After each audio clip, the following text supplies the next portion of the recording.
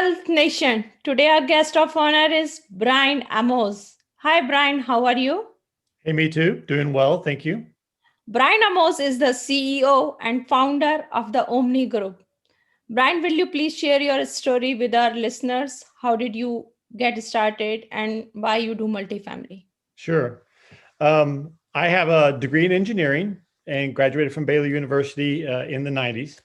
And I did that for a few years, but I really didn't feel like it fulfilled what I wanted to do, my calling, And I was fortunate enough to have a mother that gave me a book called Rich Dad, Poor Dad. So Awesome. many of us have read that and really inspired my interest in real estate.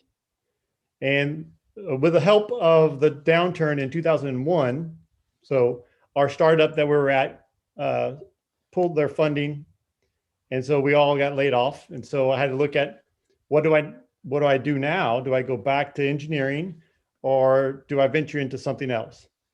And so what I ended up doing is going to work with my older brother and doing residential remodels. Today we call them flipping, and we did that for several years. And I found that I loved the real estate, and then I took over the construction management side, and that's where I found really what I enjoyed doing. Because one of the problems with engineering is I was always inside in a cubicle, and I like being outside. So this gave me the chance to be both indoors and working on schedules, and then going out to the job sites themselves. So I did that for several years, but I always wanted to be into multifamily real estate. And in 2009, switched over full time to multifamily, and have been doing that ever since. Awesome. Very impressive. So, what is due diligence and why do we need it? Oh, great question. So there are many different types of due diligence.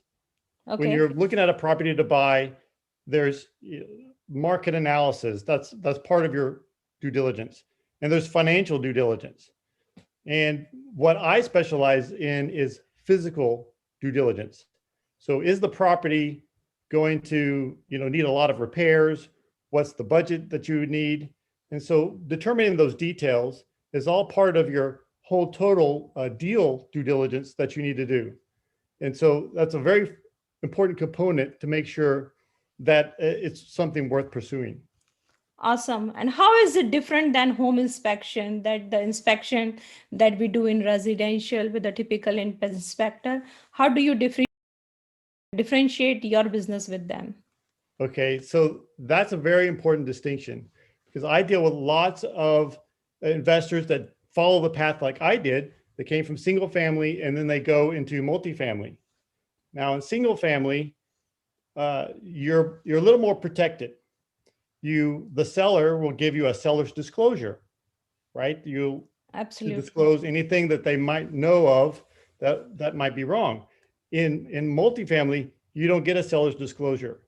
You're assumed to be a sophisticated investor and have the wherewithal to do your own due diligence. So the lender, though, they want to protect their loan, so they have an inspector that they hire.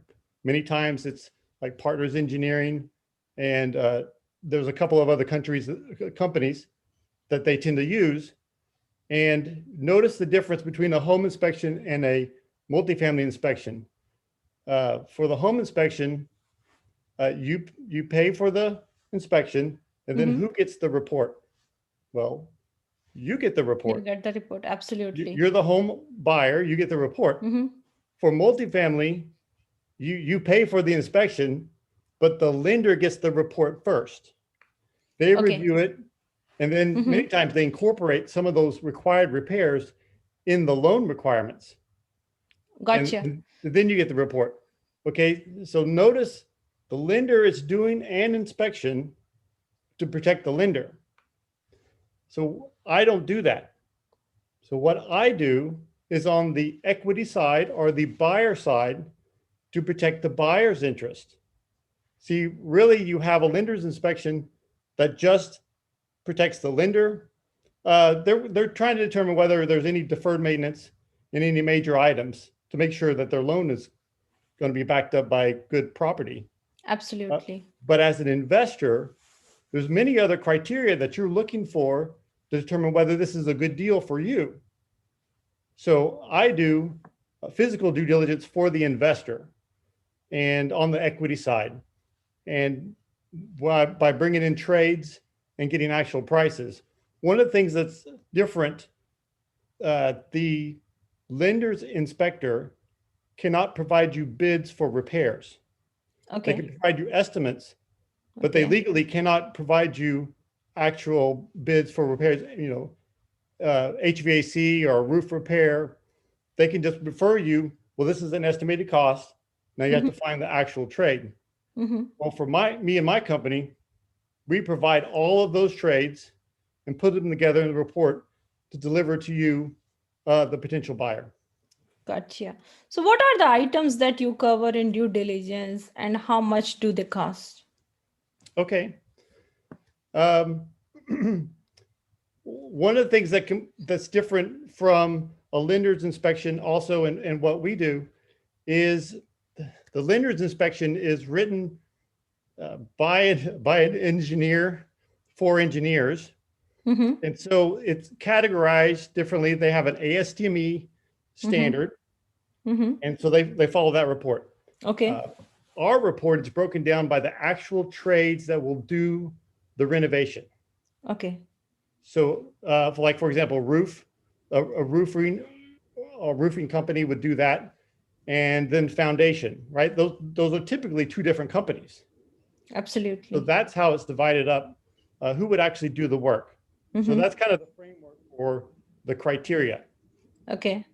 So I typically look at 11 different categories. Okay. And so those are roof, Mm-hmm.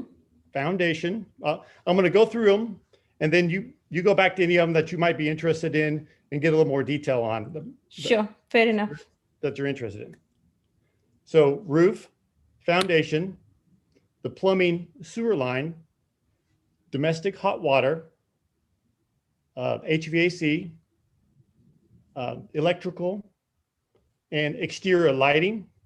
Many times electrical and exterior lighting can also both be done by an electrician. Mm-hmm. Exterior repairs, which is Mm-hmm. a big item. The parking lot, termite. Now, there's never been a deal that's been killed by termite infestation, but it's always something the lender is going to require. So we do that as well. And then finally, of course, interior repairs, Gotcha. things to improve the units or make ready the units. Mm-hmm. So, what do you look for in roof when you do roof inspection? What do you look in? Roof is one that's particularly interesting because it can look one way on the ground, but when you go up on the roof, you can be surprised by some deferred maintenance or the age of the roof when you actually see it close up. So from the ground, you're looking for any blown off shingles first, and looking for any, of course, tarps on the roof, any areas that have been patch repaired. You're also looking for the black tar or mastic or roofing cement that many times maintenance have used to repair, and you can see that from the ground. Mm-hmm. But particularly for the roof, I definitely recommend that you get a roofing company or a roof inspector to check out the roof, because unless you want to go up on the roof yourself, which I encourage everyone to at least do it one time, get up on the roof and see what you're looking at, Mm-hmm. that you do really need to see it close up. And for a typical shingled roof, that may cost, they do pricing by square, which is Gotcha. a unit of measurement, which is a 10 by 10 area, 10 feet by Mm-hmm. 10 feet. And Okay. so let's just say for a shingled roof, you might have a cost of about $240 per square when you Mm-hmm. measure all the roof to kind of get your pricing there, Okay. estimate for your due diligence. Gotcha. So, what are the big ticket items that all the items you discover in your due diligence? What are the most expensive ones that one should pay attention to? Right. Well, I kind of started with roof. That is a big item. Mm-hmm. And you might be surprised I did one for an A-class property just a few Mm-hmm. months ago, and found out that even though it was constructed just a few years ago, they used a wrong roofing material and it wasn't installed properly. And that led to an $800,000 concession. Oh my God. So that's a huge thing. So uh, it, it's really important to find out. So that's one of my biggest ones so far. The next most important thing or highest ticket item can be foundation. Now, Okay. we're in North Texas, Mm-hmm. and our soil is uh, infamously elastic. So we have black Texas soil in North Texas, and it has a lot of clay. So it means it has a lot of elasticity. So particularly in areas around Irving or around DFW, you'll have the soil that's very expansive, Mm-hmm. and even, let me just say, even in new construction, you might have a problem with that soil as well. So I did one another new construction where they had backfilled and prepared the development for construction, and the soil was not properly uh, impact compacted. Mm-hmm. And when we got there, and the foundation was already cracking when it's only about 5 years old. So foundation can be the next major cause of repairs in the hundreds of thousands. Wow, sounds great. So that means like if I'm doing an acquisition of a new property, then it makes sense to get it done, inspected by you. That's correct. Many times they think, well, one, you have to get building inspections and you have to get all these permits, and they check everything that needs to be done. Well, just like you would on a new house, if you've built your own house before, there's always some defects or things that you would like to correct. Now, I will say for multifamily properties, the licensed trades are the ones that are generally most inspected and are typically in good condition. So these are electrical trades, and all the electrical work is in good. Your plumbing is in good condition. But sometimes when you are in areas that are concealed, like on the roof or in an attic or uh, part of the property that they didn't check, you'll be surprised that sometimes corners can be cut or inappropriate materials used in new construction. Got it. Yeah. So you advise like one should go for the property tour also. What do you look in a property tour? So before someone like me is like engaged on a property, you really have to walk it first.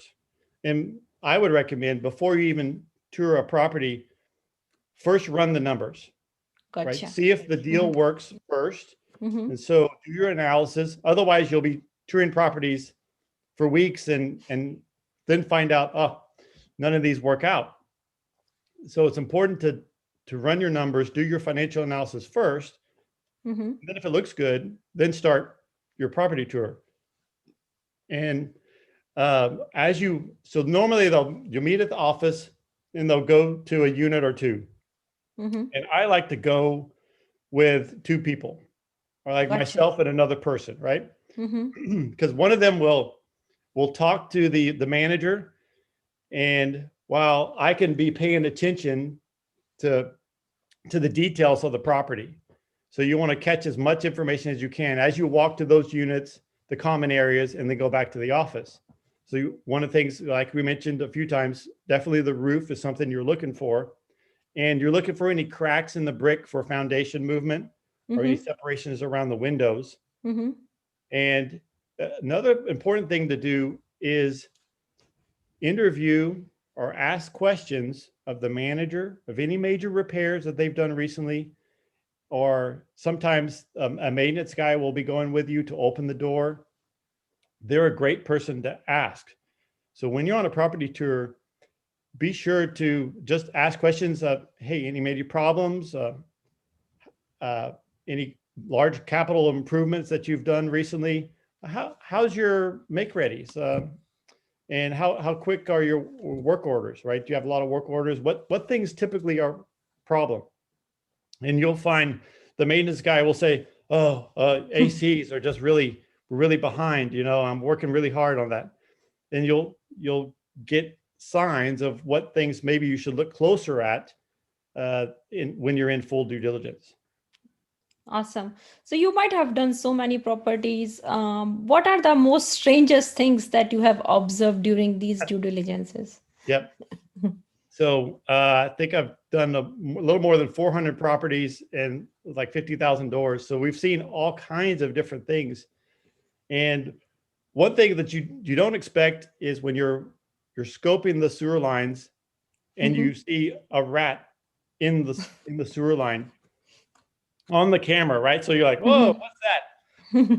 Because it's really not normal to have rats in the sewer line.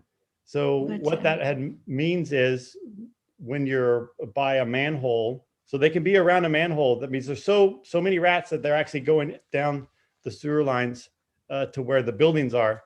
So that was a big surprise. Of course, raccoons in the attic when you're looking through, checking the ventilation, Mhm. or if you pop your head up and you see someone staring back at you, that's always a surprise. And then on some properties, you open the door into a unit and you Mhm. realize they've renovated, they've added walls, they've added bedrooms, and one that manager may not have been there for a couple of years, and they've totally remodeled the apartment Oh my with new God. walls and new structure. That's pretty When should you start the due diligence? What do you recommend? What's your typical schedule? great question. Well, again, it starts first first element of due diligence is at the property tour. Okay. Can you kick in the tires and see whether it's something you want to pursue, and then when you want to go forward, and if you have an accepted LOI, Mm-hmm. once you have an accepted LOI or you're really close, that's when you reach out to someone like me to schedule the full due diligence.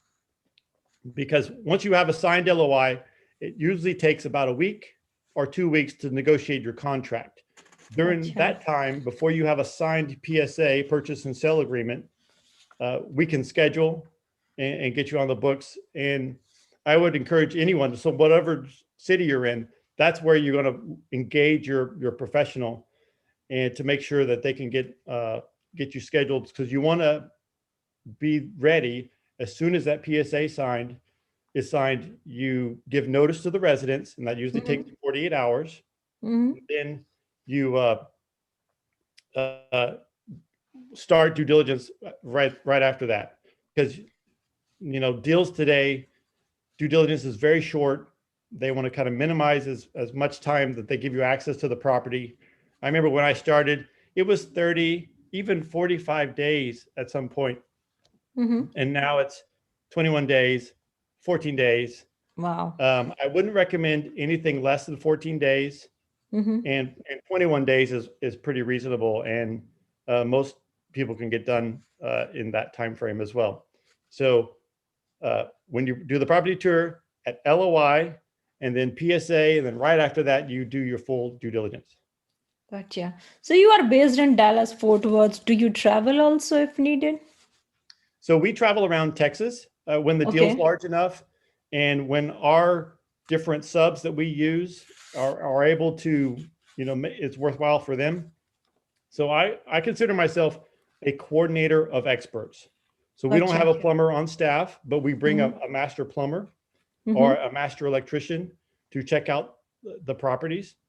And so, all major metros in Texas, we travel to. And then I have been doing some consulting work with different investors outside of Texas, just to make sure that they're uh, covering all the items of due diligence that we recommend. Gotcha. You specialize in multifamily, but some of my listeners, they are doctors. So if needed, do you do for other commercial properties as well? So I have forayed a little bit into buildings and other structures, but I've learned that it's good to be a specialist sometimes. And so Gotcha. I focus just on multifamily, and all my crews are trained in multifamily. And so for now, we just do multifamily. Got it. So how much does the due diligence cost? So it ranges for some people. I can just speak to what we charge and what was typical that we see in the market. It's going to be $40 per unit on average Gotcha. for a typical Okay. property. So Mm-hmm. if it's a 100 unit property, it's about $4,000. 200 unit, it's about $8,000 because it's usually the size is larger. Mm-hmm. And then if we go to other cities outside of the metro area in Dallas Fort Worth, we do charge a trip charge. But that 40, and I've seen $50 in some markets that the trades are a little bit more expensive, but that should be the price range that you should anticipate for due diligence. Got it. Is there any minimum units you look for, or is it a flat fee? So we've had to move that up because we Mm-hmm. get busy, but I used to do smaller properties, and some other uh, assessors might do the same thing, right? But anything about 50 units and above, we'll look at, Okay. and then it's really become a matter of scheduling. Can we fit you in and get your property done? Because the problem with doing smaller ones is we still bring all of the trades, right? We have about 10 different trades that we use of all those different categories that to look in and really go over a property. Okay. If we cannot use you, how one from your area will do the due diligence? So, so I get this question a lot because I can't be everywhere, Absolutely. and so but I get asked, well, I'm in Ohio or I'm in Colorado. How do I do due diligence? Well, I would recommend you follow the same process. That first you work with a management company, a property Mm-hmm. management company, and so they're your best ally in this. And many Mm-hmm. times our team is walking with a property management company. So you deal with them first. You Okay. have a property management company that you're looking to work with. If you haven't already, you really need to uh, vet and start building a relationship with a property management company because they're going to be the ones that will walk the interior units, and they will also help you uh, coordinate other trades, or at least give you references for other trades that you could use, so that you can make sure you cover all those areas, that you have the roof covered, and you have a foundation person come check out the foundation. You scope the sewer lines, check out the domestic hot water and HVAC and electrical. Those are many times different trades, and the property management company will have relationships with common typical vendors and pull that together. So what I do, I handle all that for you. So I coordinate all those trades, and we have lots of experience on what to look for. But the property management company and you, as the deal sponsor, can pull those together and coordinate that yourself. Awesome. Sounds great. Some of the tips that you would like to share with our listeners? um, I would again. So one thing that comes back to mind: interview the manager, Mm-hmm. interview the maintenance guy if you have an opportunity to, and then uh, if you're you're in due diligence, feel free. I like to talk to the residents. I like to ask the residents, "Hey, how's it been? How are things? Any problems that you see?" And some are more than willing to give you, a full story of, not only what's property, but their life history. But it's really good to hear what's going on from the residents themselves, and so that's really important. Another thing is to know what really isn't important. So after seeing so many things in so many different properties, you realize you can collect so much information, and it really is not substantial or worthwhile or make much difference in the deal, in the scheme of things. Okay, because I've actually looked at other reports and things, and it can, you can be huge. And that's where I started. I would just reported everything, and then till you narrow it down and you learn what really is important. So um, my tip is, just because it's an issue doesn't mean it's a deal breaker. And Absolutely. look at it through the eyes of how long you're going to hold, how much money is that going to cost, and look at through the lens of, will this work for 2 or 3 years, or 5 years, depending on where you're at in the market cycle, and don't get stuck on too many details, but do the major items like your roof and foundation, electrical, like we've mentioned. Absolutely makes sense. What I have observed in the industry, like you, that some new investors or the sponsors, they put a lot of hard money day one. Do you have some tips for them? So that's when it really is critical to do those interviews and to walk the property first. Gotcha. I used to help investors in that time period, like before we're in full due diligence, but they had to put hard money down. It just became logistically hard to do so many properties. But I would recommend that that's when, even if the numbers don't work, but you need to tour a few properties to get an idea of what should I be looking for. And make sure you have the checklist, right? These Absolutely. 11 items that I mentioned Mm-hmm. here. And what do you think about them? And put a budget number for each of those items.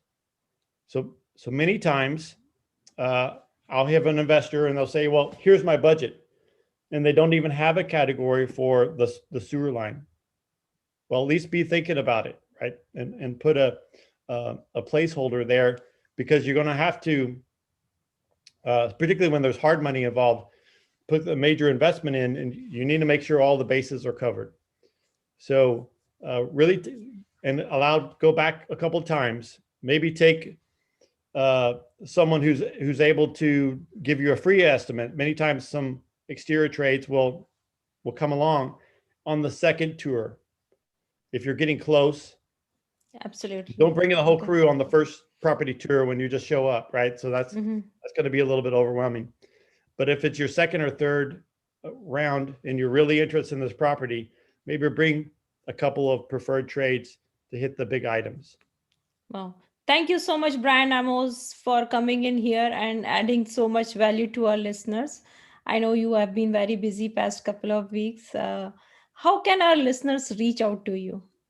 Well, I love to work with and help with how many as I can. Sorry.